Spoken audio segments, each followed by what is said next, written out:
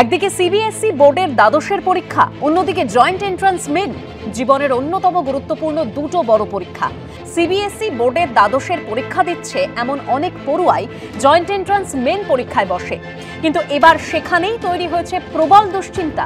কারণ একই দিনে সিবিএসইর পাশাপাশি পড়েছে জেইই মেন পরীক্ষা। গত বছর 20শে নভেম্বর সিবিএসই 2025-এর পরীক্ষাসূচি প্রকাশিত হয়।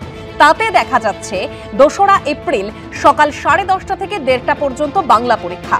আবার এ মাসের 10 তারিখ কেন্দ্রীয় পরীক্ষা নিয়ামক সংস্থা ন্যাশনাল টেস্টিং এজেন্সি তাদের বিজ্ঞপ্তিতে জানিয়েছে সেশন 2-এর জেইই মেন পরীক্ষাও হবে এপ্রিলের 2 তারিখ। পাশাপাশি 3, 4, 7, 8, 9 তারিখেও রয়েছে পরীক্ষা। এতেই আতান্তরে পড়েছে ছাত্রছাত্রী থেকে অভিভাবকরা। বিজ্ঞপ্তি পেয়ে চিন্তায় পড়েছে দমদমের সন্ত্র দত্ত। শ্যামরাখি না কুলরাখি অবস্থা অধ্যাপক দম্পতির এই সন্তানের। আমাদের সিবিএসই যে পরীক্ষা বোর্ডের এক্সাম, সেটি বাংলা পরীক্ষা, সেটা 2 এপ্রিল পড়েছে।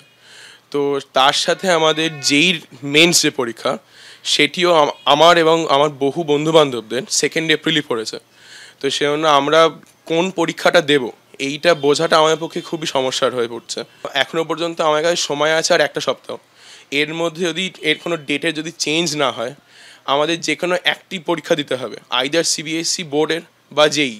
আমি যেটা দেখলাম যে ওদের যেটা পড়াশোনার যে একটা ফ্লো ছিল, সেই ফ্লোটা হঠাৎ একদমই থেমে গেছে। মানে ওরা শুধু এইটাই নিয়েই ভেবে যাচ্ছে যে কি হবে আর কি হবে, এবং আলটিমেটলি ওদের এটা আরও বড় প্রেশার যে ওরা কোনটা অপ্ট করবে, মানে জয়েন্টটা অপ্ট করবে না সিবিএসই অপ্ট করবে।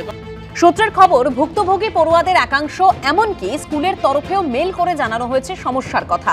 কেন্দ্রীয় শিক্ষা প্রতিমন্ত্রী সুকান্ত মজুমদার জানিয়েছেন, যাদের ক্ষেত্রে সমস্যা হবে তারা সরাসরি এনটিএ-কে মেল করে জানাতে পারবে।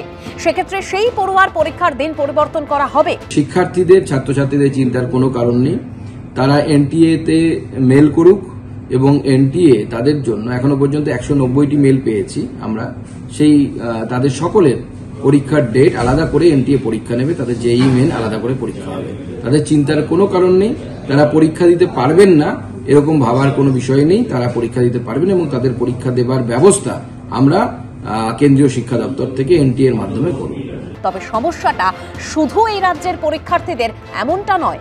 2রা এপ্রিল বাংলার সঙ্গে পরীক্ষা রয়েছে পাঞ্জাবি, তামিল, তেলেগু, গুজরাটি সহ 28টি ভাষার।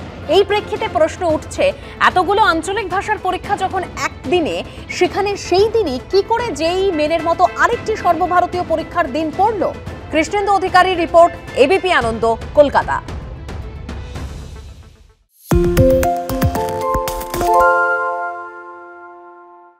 শুনতে পাচ্ছি না, বল না।